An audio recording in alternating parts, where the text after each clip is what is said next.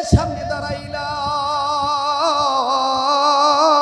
চক্ষুটা বন্ধ করিয়া যখন সূরা কারাত পড়া শুরু করলাম, ঠিক ইন টাইম ওই কবর থেকে আমার গায়ে ধা ধা করে গরম বাতাস লাগলো। এই গরম বাতাস লাগার পর আমি ঘামিয়ে গেলাম। আমি বুঝতে পারলাম দুনিয়া কি গরমি বাতাস নেই, এটা দুনিয়ার কোনো গরম বাতাস নয়, এটা কবর আযাবের গরম বাতাস। আমি আমার মাওলাকে ডাক দিয়ে বললাম, মালিক, না জানি কোন গুনার কারণে আযাবের মধ্যে গ্রেফতার হয়ে গেছে তোমার বান্দা। আল্লাহ, তুমি যদি আমার কলবের চোখ খুলিয়া দিতা, আমি আমার বাতিনি চোখ দিয়ে দেখতাম আল্লাহর বান্দা কবরে কোন হালতে আছে। আমার মাওলা আমার বাতিনি চোখ খুলিয়া দিলেন। আল্লাহু আকবার। আমার মাওলা আমার বাতিনের চোখ খুলিয়া দিলেন। আমি আমার কলবের চক্ষু দিয়া ওই কবরওয়ালার কবরের দিকে নজর করিয়া দেখি, কবর আর কবর নাই, পুরাটা কবরের ভিতরে গেলি সাপ আর সাপ। এত জোরে লোকটারে কামড়াইতেছে আর এত জোরে পেঁচায় পেঁচায় ধরছে, বান্দাটার হাড্ডিগুলি কটমট করিয়া ভাঙ্গিয়া যায়। আমি নজর করিয়া দেখি বান্দাটার নাকের ফুটা দুইটা, এক নাকের ফাঁকা দিয়া এই সাপ মাথা ঢুকিয়া গেছে, আর এক নাকের ফুটা দিয়া এই সাপ বান্দাটার মাথার মগজ মুখে করে নিয়ে বাইর হইছে। এই বান্দাটা সহ্য না করতে পারিয়া চিৎকার দিয়ে বলে, বলি আমি বুঝি নাই, আমি গুনাহ করিয়া কবরে আসছি, আগে জানলে গুনাহ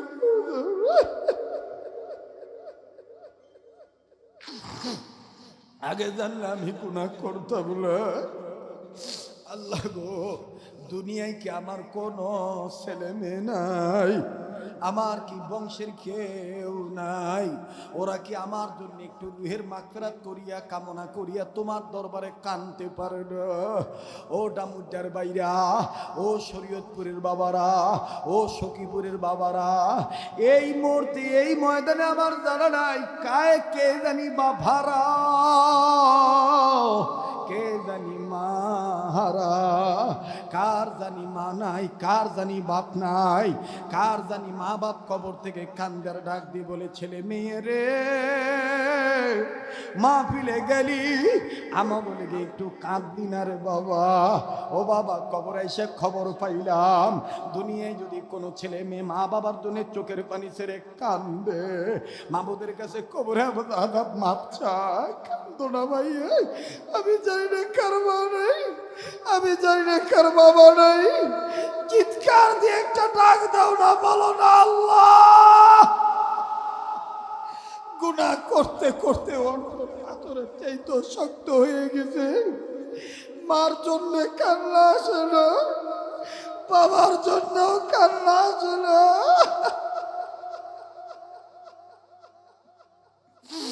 আমার বাইরে এই জগতে যার বাপ নাই, সেই জানে কত বড় মায়ার অভিভাবক নাই। মানুষের কাছে চাইস না, আমার কাছে চা, আমি তোর চাওয়া পাওয়া মিটিয়ে দেবো। বান্দা, তুই ভাবতে পারিস যে তুই ডাইনে থেকে ডাকিস, আমি বুঝি উত্তরে নাই, উত্তরে সে ডাকে দক্ষিণে নাই। না, ফাইনামা তুআল্লু ফাসাম্মা ওয়াজহুল্লাহ। আমি আল্লাহ আসমানে, আমি জমিনে, আমি আকাশে, আমি বাতাসে, আমি আতালে, আমি পাতালে, আমি নির্জনে, আমি গোপনে। তুই আমাকে ডাক দে, আমি তোর ডাকে সাড়া দেব।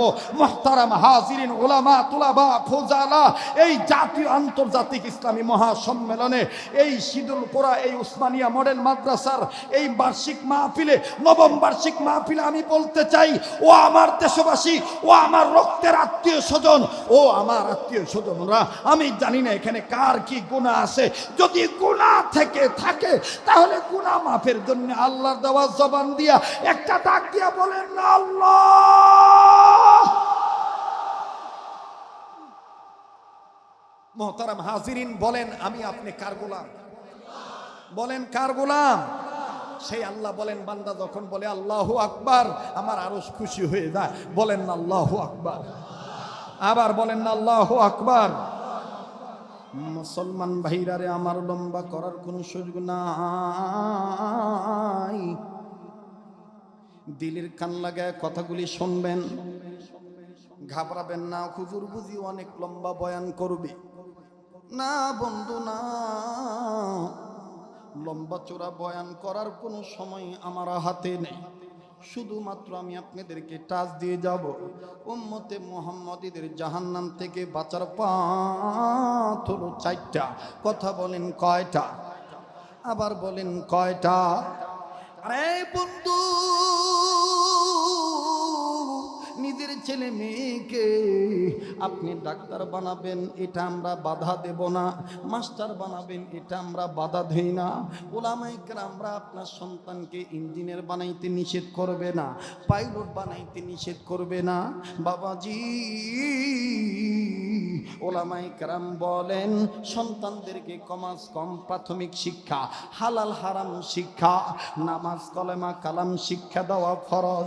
এলমে দ্বীন শিক্ষা করা প্রতিটি নর নারী মুসলমানদের জন্য ফরজ। কথা বলেন ঠিক না বেঠিক? আরে বাবাজি, নিজের বাচ্চাটিকে কোরআন শিক্ষা দিলে দেখেন বাজান কি ফায়দা। লম্বা করার কোনো সুযোগ নেই। কেউ চলিয়া গেলে চলিয়া যাবি, কারো যাওয়া দেখে আপনি যাবেন না বাবা। তবে আমার দিল বলে এই ময়দানের মাহফিলে দোয়া আল্লাহ আজকে কবুল করবে। কে জানি আল্লাহর ওলি হয়ে বসে আছে। আল্লাহ পাক ওই একজন ব্যক্তির উসিলায়, ওলির উসিলায় আল্লাহ আমাদেরকেও মাফ করে দিতে পারে। কথা বলেন ঠিক না বেঠিক? আরে বন্ধু, জাহান্নাম থেকে উম্মতি মুহাম্মাদীদের বাঁচার পথ 4টি। নাম্বার 1 আলেম হওয়া, তার মানে আমার বন্ধুগণ। দ্বিতীয় হলো আলেমের ছাত্র হওয়া। তৃতীয় হলো আলেমের কথা শোনা। চতুর্থ হলো আলেমকে মহব্বত করা। এই 4 পথের প্রতীক হবে যারা জাহান্নামে যাবে না তারা। এটা আমার নবী বলেছেন। মুসলমান বাইরি, পর্দার অন্তরের মা বোনেরা গভীর মনোযোগে কথাগুলো শোনা চাই। আলেমের ছাত্র হইলে দেখেন কেমন ফায়দা।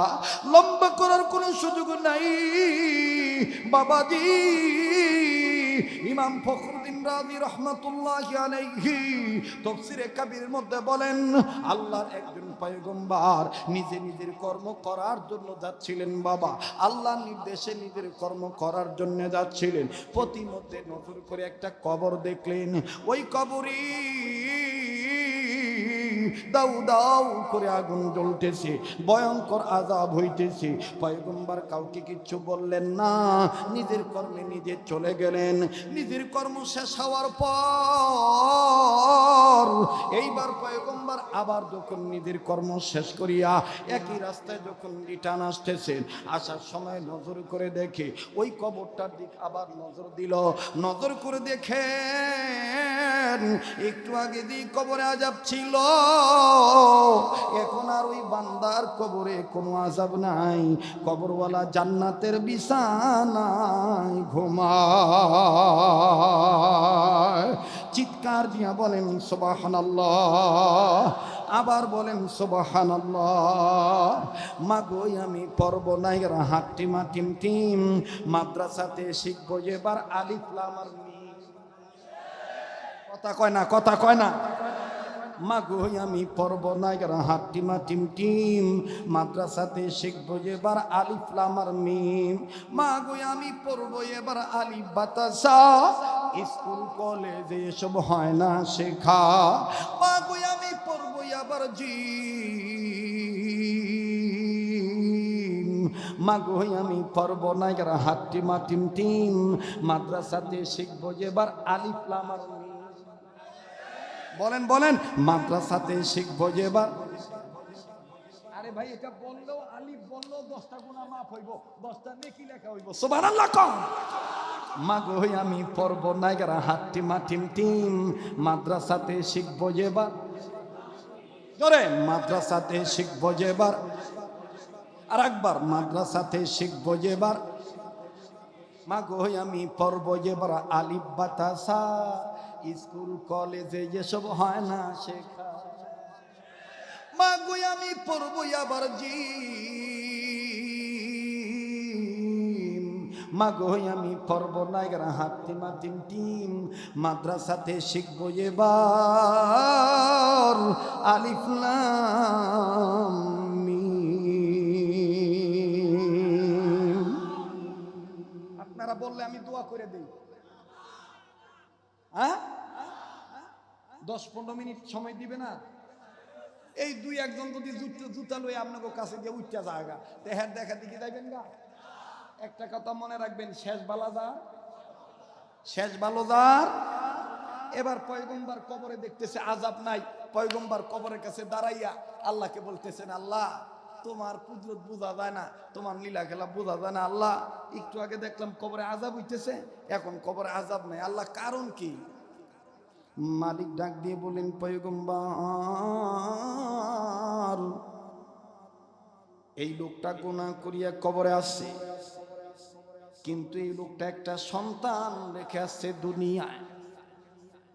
এই সন্তানটা এতদিন কথা বলা শিখে নাই, ইদানিং কথা বলা শিখছে। আর তার মা তাকে নিয়ে মাদ্রাসা মক্তবে ভর্তি করে দিছে।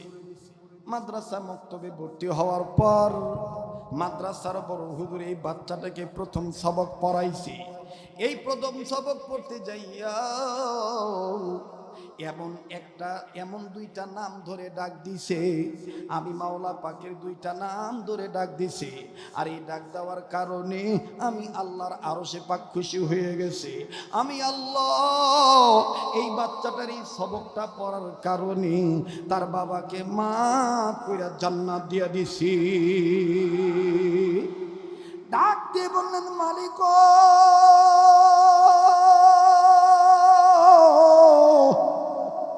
কি এমন সবক পড়ছে এই বাচ্চাটা, এই সবক আমি জানতে চাই। আল্লাহ পাক ডাক দিয়ে বললেন, পয়গম্বর এই সবকের কথা আমি তোমায় বলছি। কি এমন সবক পড়ছে? বাবাজি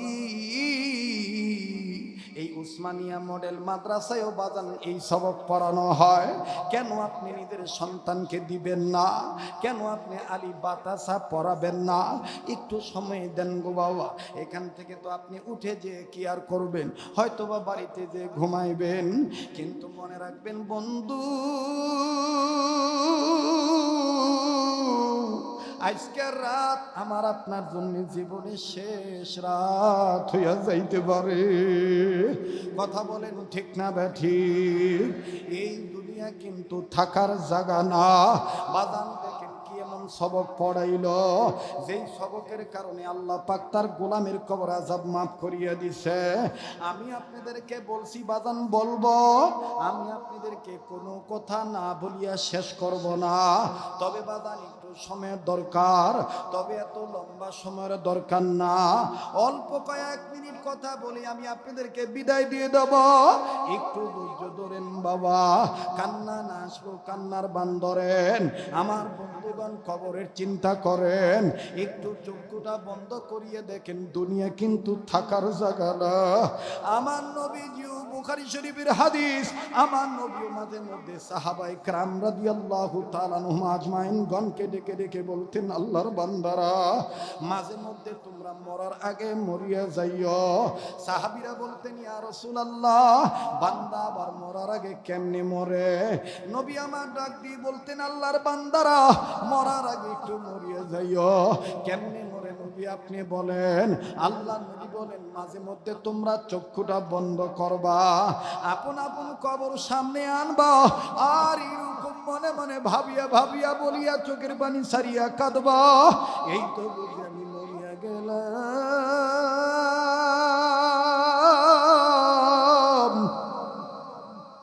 এই তো বুঝি আমার লাশ ঘর থেকে বাইর করে দিল, এই তো বুঝি আমার নামে মাইকে এলান হইল, মসজিদে মসজিদে এলান হইল। বাজান আমি আবারও বলছি, কেউ চলিয়া গেলে চলিয়া যাইতে দিবেন। সবার চোখ থেকে পানি পড়বে না, সবাই আল্লাহওয়ালা হইতে পারবে না। একটা লোক যদি দিলটা নরম করিয়া কান্দে, নিজের জীবনের গুনাহ মাপ চায়,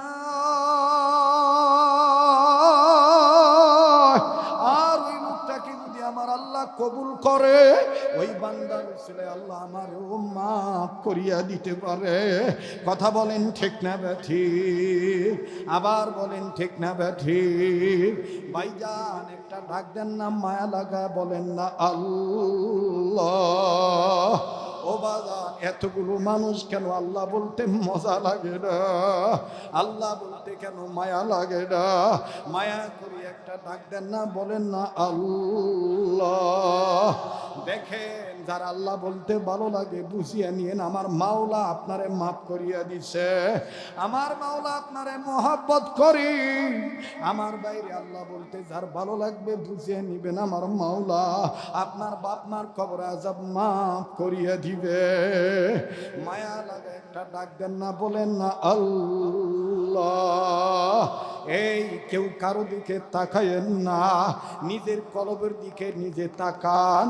আমার মতন যদি কেউ নফসের রোগী হইয়া থাকেন, আমার মতন কেউ যদি গুনাহগার হইয়া থাকেন, গুনার বোঝা মাথায় নিয়ে মাবুদের দরবারে কান্নার জন্য তৈরি হইয়া যান। কিছুক্ষণের মধ্যে দেখবেন এই শিডুল কুড়ার মাটি পর্যন্ত কাঁদবে। মনে হবে ময়দানে কার যেন কে এই মুহূর্তে মারাই গেছে। একটা ডাক দেন না, বলেন না আল্লাহ। আবার বলেন না আল্লাহ। বাজানো এই দুনিয়া থাকার জায়গা না, এই দুনিয়ায় কেউ চিরদিন থাকতে পারবো না। আজ আমার আপনার কবরের চিন্তা করিয়া কান্না আসে না, কিন্তু আমাদের আকাবির আসলাফ বুজুর্গরা দেখেন কেমন কান্না কানতেন। আল্লাহু আকবার, আল্লাহু আকবার। নবীজির কথা যদি শুনতে চান, নবীজির জীবনীতে পাওয়া যায়। আল্লাহর নবীর তো কবরে কোনো জিজ্ঞাসা ছিল না, এরপরও কিতাবের মধ্যে পাওয়া যায় আল্লাহর নবী ফাতেমাতুজ জোহরাকে নিয়ে হাঁটতেছিলেন। ওবাদান কবর দেখিয়া নবীজি চিৎকার দিয়া কাঁদতেছেন। ফাতেমাতুজ জোহরা ডাক দিয়ে বলেন, আব্বা আপনি কেন কান্দেন? আপনার তো কবরে কোনো সওয়াল জবাব নাই, আপনি কেন কান্দেন? আল্লাহ নবী ডাক দিয়ে বলতেছেন, মা রে, আমি এমনি কান্দি না, আমি কান্দি আমার উম্মতের জন্যে।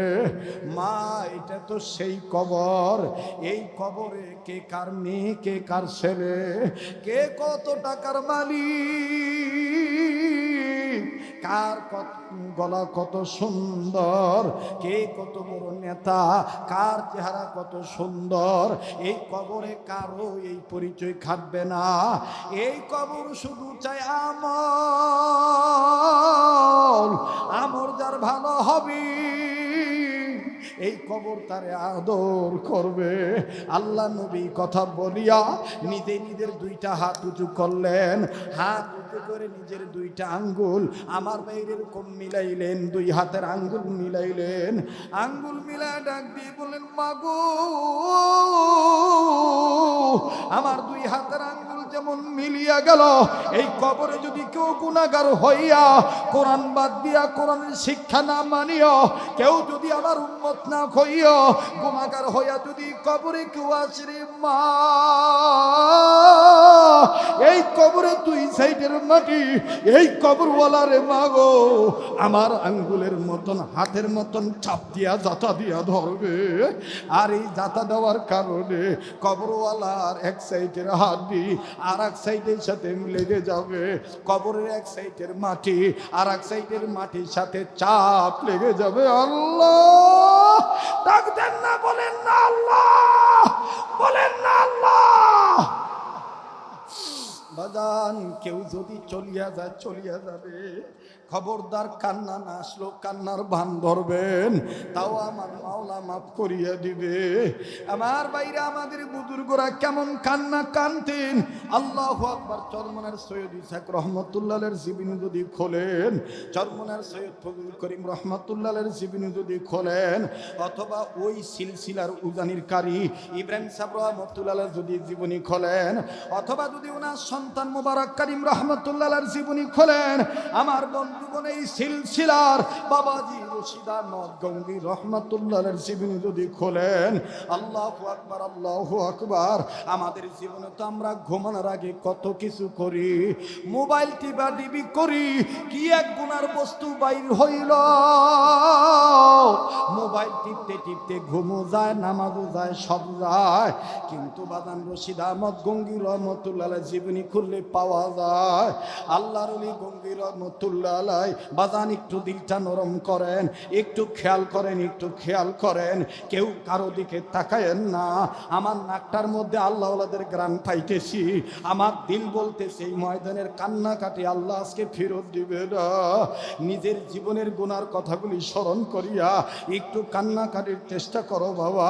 ও চিস্তিয়া তরিকার বাবারা, ও কাদিয়া তরিকার বাবারা, মুজাদ্দিদিয়া তরিকার বাইরা, নকশবন্দিয়া তরিকার বাইরা, সোহরাওয়ার্দীর বাবারা, সাবেরিয়ার বাইরা, কে কোন হক্কানি আল্লাহর ওলির হাতে হাত রাখছো বাজান? আসো আসো, চিৎকার দিয়ে আমার মাওলার কুদরতি কদম ধরে কান্দো আর ডাক দিয়ে বলো আল্লাহ। দেন না দেন না, জমিন থেকে ফরসে থেকে আরো সে ডাক্তার লাগান না, বলেন না আল্লাহ, বলেন না আল্লাহ। বাদান কান্না না আসলো, কান্নার বান ধরবেন। আল্লাহু আকবার, আল্লাহু আকবার। ইমামে রব্বানি কুতুবুল আলম আনোয়ার শাহ কাশ্মীরি রহমাতুল্লাহি আলাইহি লেখেন, আল্লাহর বান্দারা আল্লাহর ভয়ে কানতে যাইয়া জাহান্নামের আগুনের ভয়ে যখন কান্দে, এই কানতে যে চোখের পানি পড়িয়া যায়, এই চোখের পানি যেন বান্দারা টিস্যু দিয়া না মুছে, বান্দা বান্দি যেন হাতের তালু দিয়ে এই চোখের পানি চেহারার মাঝখানে মিশা রাখে। কারণ এই এক ফোঁটা চোখের পানি ওই দিন কাঁদে লাগবে যেই দিন কত বান্দা বান্দিদের মাথার কাছে সূর্য চলে আসবে, যেই দিন জমিন তামা তামা হইয়া যাবে। আহা, সূর্য উল্টা মুখ নয় সিধা মুখ করিয়া 12টা মুখ খুলিয়া আলো দিবে। এই সূর্যের তাপের কারণে কত বান্দা বান্দির মাথার মগজ টাস টাস করে গলে গলে নাক মুখ বেয়ে বেয়ে পড়বে, কত গর্ভবতী নারী গর্ভ খসিয়া যাইবে, আরে কত বান্দা বান্দির জিহ্বা নাভি পর্যন্ত ঝুলে পড়বে। ইব্রাহিম নবী পর্যন্ত ইয়া নাফসি বলবে, ঈসা মুসা ইউনুস ইউসুফ ইয়াকুব ইয়াহইয়া জাকারিয়া সমস্ত পয়গম্বরগণ ইয়া নাফসি বলবে। কেবলমাত্র একজন আমার আপনার দরদি নবী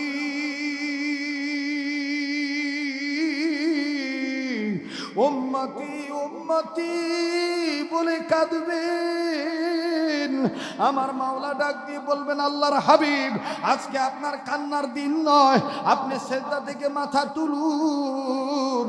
আমি আল্লাহ ওয়াদা দিলাম, আমার বান্দা যারা কান্দুই না, গোলাম যারা কান দিয়া চোখের পানি ছাড়িয়া তওবা করছে, এই হাসরের ময়দানে আমি আল্লাহ তাদেরকে মাফ করিয়া আপনার সুপারিশে জান্নাত দিয়া দিব। চিৎকার দিয়া বলেন না আল্লাহ, আবার বলেন না আল্লাহ। হযরত মুহাম্মদুল্লাহ হাফিজ হুজুর বলেন, চোখের পানিরে পুঞ্জি বানাও, এই চোখের পানি তোমার আমার নিদানের সম্বল। আল্লাহ। রশিদ আহমদ গঙ্গী রহমাতুল্লাহ আলাইহি, দেখ যুবক দেখ, শোন যুবক ভাইয়া শোন, রশিদ আহমদ গঙ্গী রহমাতুল্লাহ আলাইহি প্রত্যেকটা রাত্র ঘুমানোর আগে একটা কাগজের টুকরার মধ্যে চিঠি লিখতেন। এই চিঠিটা আবার যেই বালিশে মাথা রেখে ঘুমাইতেন, ওই বালিশের নিচে জমা রেখে ঘুমাইতেন। চিঠির ভাষা এরকম ছিল, মানি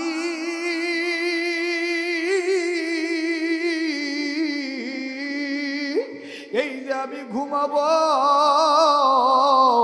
না জানি এই ঘুম আমার জীবনের শেষ ঘুম, না জানি এই বয়ান আমার আপনার জীবনের শেষ বয়ান। এই রশিদ আহমদ গঙ্গী রহমাতুল্লাহর জীবনীতে আরো পাওয়া যায়। এমন কান্না কানতেন আল্লাহর ভয়ে, আল্লাহর মহব্বতে, জাহান্নামের আগুনের ভয়ে, কবর আযাবের ভয়ে কানতে কানতে কানতে কানতে গঙ্গির রহমতুল্লাহ আলাইহি অন্ধ হইয়া গেলেন। আজকে তোমার আমার চোখে পানি নাই। আল্লাহর বান্দারা ডাক দিয়ে বলে, ওগো আল্লাহর ওলি, কবরে আযাবের ভয়ে যেইভাবে কান দিয়া নিজের চোখ অন্ধ বানাইলেন, আপনি কি কোনোদিন নিজের চোখে কবরে আযাব দেখছেন? আল্লাহ আল্লাহর ওলি চিৎকার দিয়া বলে, বাবারে, আমার আল্লাহ কি আমারে কবরে আযাব আর না দেখাইছে? আমারে দেখাইছে, আমি নিজের চোখে দেখাই তো কান্দি। মুরিদেরা ডাক দিয়ে বললেন, আল্লাহর ওলি, আমরা বিশ্বাস করি আল্লাহ ওয়ালাদের বাতিনি চোখ খোলা, তবে আপনি কোন দিন কেমন করে কবরে আযাব দেখছেন আপনি আমাদেরকে একটু শোনান, আমরা একটু ইবরাত হাসিলের জন্য শুনবো। খুব খেয়াল করেন, রশিদ আহমদ গঙ্গির রহমতুল্লাহ আলাইহি বলেন, বাবারে তাইলে শোনো, আমি প্রায় কবর জিয়ারত করতাম, কারণ আমার নবী বলছেন কবর জিয়ারতের মাধ্যমে কবরের প্রস্তুতি নেওয়া হয়, কবর জিয়ারত করার মাধ্যমে গুনাহ মাফ হয়, কবর জিয়ারত করার মাধ্যমে আখিরাতের কথা স্মরণ হয়। আমি এই মানসায় কবর জিয়ারত করতাম। একদিনের ঘটনা, আমি কবর জিয়ারত করার জন্য কবরের সামনে দাঁড়াইলাম, চক্ষুটা বন্ধ করিয়া যখন সূরা কারাত পড়া শুরু করলাম, ঠিক ইন টাইম ওই কবর থেকে আমার গায়ে ধা ধা করে গরম বাতাস লাগলো। এই গরম বাতাস লাগার পর আমি ঘামিয়ে গেলাম।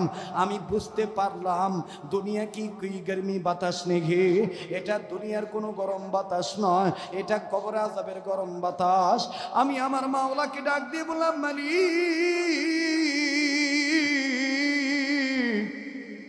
না জানি কোন গুনার কারণে আযাবের মধ্যে গ্রেফতার হয়ে গেছে তোমার বান্দা। আল্লাহ, তুমি যদি আমার কলবের চোখ খুলিয়া দিতা, আমি আমার বাতিনি চোখ দিয়ে দেখতাম আল্লাহর বান্দা কবরে কোন হালতে আছে। আমার মাওলা আমার বাতিনি চক্ষু খুলিয়া দিলেন। আল্লাহু আকবার। আমার মাওলা আমার বাতিনি চোখ খুলিয়া দিলেন। আমি আমার কলবের চক্ষু দিয়া ওই কবরওয়ালার কবরের দিকে নজর করিয়া দেখি, কবর আর কবর নাই, পুরাটা কবরের ভিতরে গেলি সাপ আর সাপ। এত জোরে লোকটারে কামড়াইতেছে আর এত জোরে পেঁচায় পেঁচায় ধরছে, বান্দাটার হাড্ডিগুলি কটমট করিয়া ভাঙ্গিয়া যায়। আমি নজর করিয়া দেখি বান্দাটার নাকের ফুটা দুইটা, এক নাকের ফাঁকা দিয়া এই সাপ মাথা ঢুকিয়া গেছে, আর এক নাকের ফুটা দিয়া এই সাপ বান্দাটার মাথার মগজ মুখে করে নিয়ে বাইর হইছে। এই বান্দাটা সহ্য না করতে পারিয়া চিৎকার দিয়ে বলে, বলি আমি বুঝি নাই, আমি গুনাহ করিয়া কবরে আসছি, আগে জানলে গুনাহ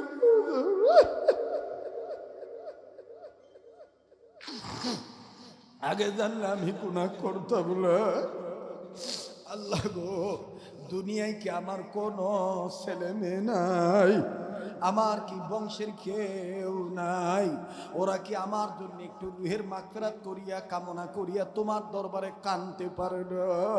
ও ডামুড্ডার বাইরা, ও শরীয়তপুরের বাবারা, ও সখীপুরের বাবারা, এই মুহূর্তে এই ময়দানে আমার জানা নাই কে জানি বাভারা, কে জানি মাহারা, কার জানি মা নাই, কার জানি বাপ নাই, কার জানি মা বাপ কবর থেকে কান্দার ডাক দিয়ে বলে, ছেলে মেয়ে রে মাহফিলে গেলি, আমা বলে গিয়ে একটু কাঁদবি না রে বাবা। ও বাবা, কবরে এসে খবর পাইলাম দুনিয়ায় যদি কোনো ছেলে মেয়ে মা বাবার জন্য চোখের পানি ছেড়ে কান্দে, মাবুদের কাছে কবরে আযাব মাপ চায়, কান্দো না ভাই। আমি জানি না কার মা নাই, আমি জানি না কার বাবা নাই, চিৎকার দিয়ে একটা ডাক দাও না, বলো না আল্লাহ। গুনাহ করতে করতে অন্তর পাথরের চাইতে শক্ত হয়ে গেছে। মার জন্য কান্না আসে না, বাবার জন্য কান্না আসে না।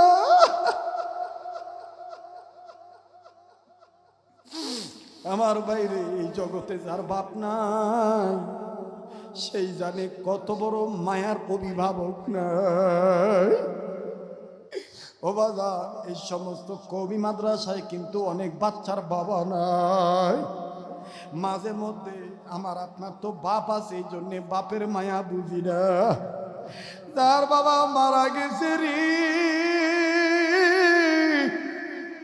এই ভাইয়াটার কাছে দিকে দেখো পা ভরা বেদনা কারে ক। আমি আমার মাদ্রাসার কথাটাই বলি, আসর নামাজের পরে বারান্দায় দাঁড়াইয়া দাঁড়াইয়া মাদ্রাসার ছাত্রদের খেলা দেখতেছি। ঠিক ইন টাইম আর একটা ছাত্র বারান্দায় দাঁড়াইয়া বাচ্চাদের খেলা দেখতেছে। হঠাৎ করে একটা ছাত্রের বাবা অভিভাবক হইয়া বাচ্চার সাক্ষাতে আইছে বিভিন্ন কিছু লইয়া।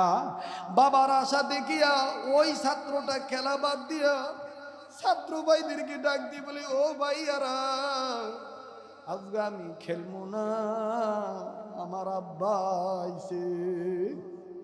ধুলাবালি জারিয়া বাপের সাক্ষাতে চলিয়া গেল। দৃশ্যটা ভালোই লাগতেছিল। বাবারে সালাম দিল, বাবা বাপ ছেলেটারে দিকে, আব্বু তুমি কেমন আছো? জরায় দইরে চুমু খাইলো, নাকে মুখে চুমু। বাদান এই দৃশ্যটা বারান্দার ছেলে দেখে আর চিৎকার দিয়ে দিয়ে কান্দে। আমার জানা ছিল না যে এই ছেলেটার বাপ নাই। ছেলেটা এই দৃশ্য দেখে বাপ পোলার আদর দেখে আর কান্দে আর চিৎকার দিয়ে বলে, আল্লাহ, আমার আব্বুকে রে, আমার আব্বুকে আর কোনোদিন আসবে না, আমার আব্বুকে আমারে চুমু দিবে না। আমি ডাক দিয়ে বললাম, মোনা তোমার কি বাপ নাই?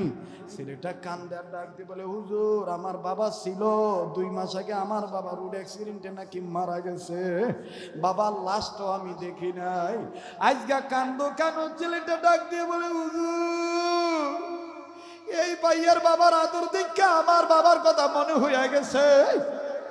আমার দিল বলতেছিল, আমার বাবা যদি বাচ্চা থাকতো, আমার বাবা তো আমার এইভাবে জড়ায় ধরে আদর করতো। আল্লাহ, বাদান রে, আবার যার মা নাই তার মতন বড় দুঃখী তো আর কেউই নাই।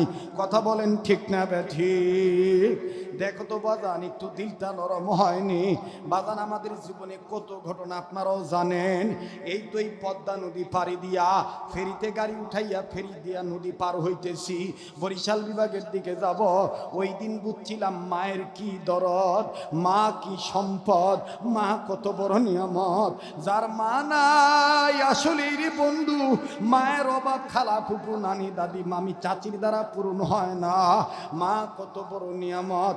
বাজান রে, ফেরির মধ্যে গাড়ি তুলছি, এই গাড়িতে অ্যাম্বুলেন্সও আছে।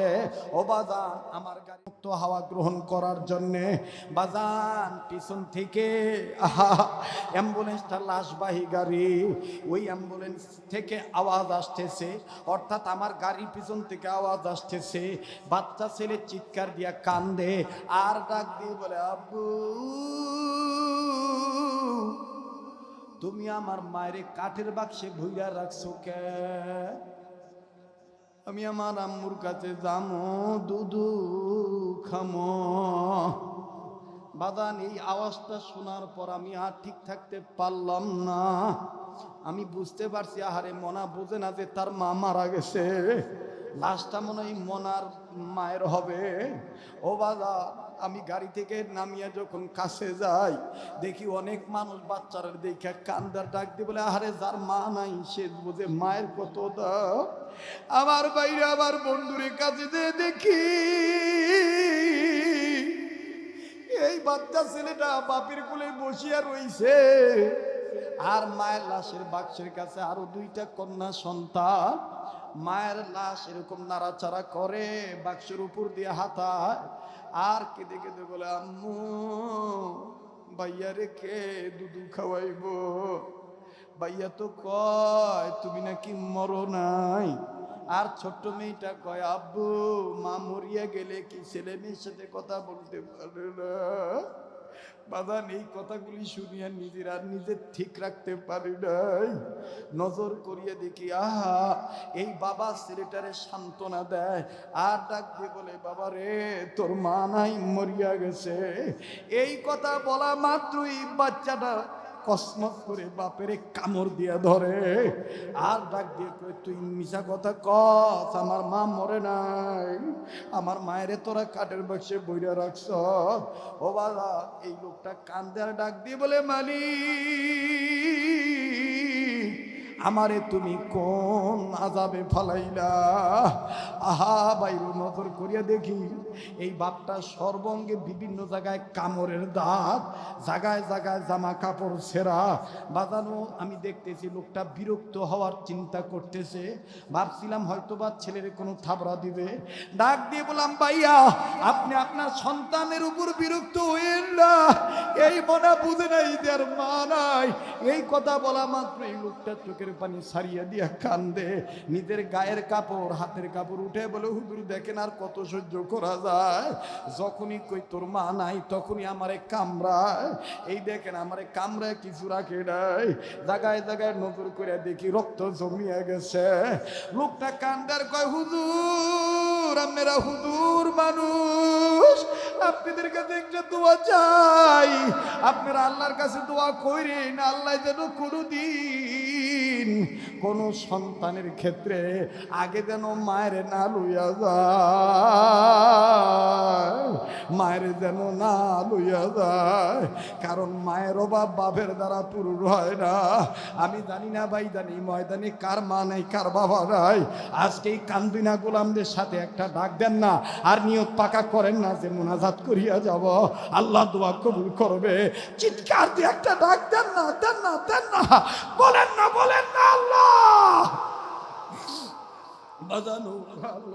বাবা ইমাম ফখরুদ্দিন রাজি রহমতুল্লাহ লেখেন, পয়গম্বর ডাক দিয়ে বললেন, আল্লাহ ও আল্লাহ এই কবরওয়ালা কোন নেক কাজ করার কারণে তারে তুমি মাফ করে দিছো? বলে, না না পয়গম্বর, এই কবরওয়ালার বাচ্চা মাদ্রাসায় যে প্রথম সবক পড়ছে, এই প্রথম সবক পড়তে যাইয়া বাচ্চাটা বলছে বিসমিল্লাহ। পড়েন সবাই, বিসমিল্লাহির রহমানির রহিম। পড়েন না, বিসমিল্লাহির রহমানির রহিম। ও পয়গম্বর তুমি বলো, যেই বাচ্চা বলতে পারে আমি আল্লাহ রহমান, আমি আল্লাহ রহিম, বলো পয়গম্বর আমি রহমান আল্লাহ রহিম আল্লাহ হইয়া কেমনি পারি তার বাবার খবরে আযাব দিতে? আমি মাওলা এই বাচ্চাটার এই সবক শুনিয়া আমি খুশি হইয়া তার বাপারে মাফ কইরা জান্নাত দিয়া দিছি।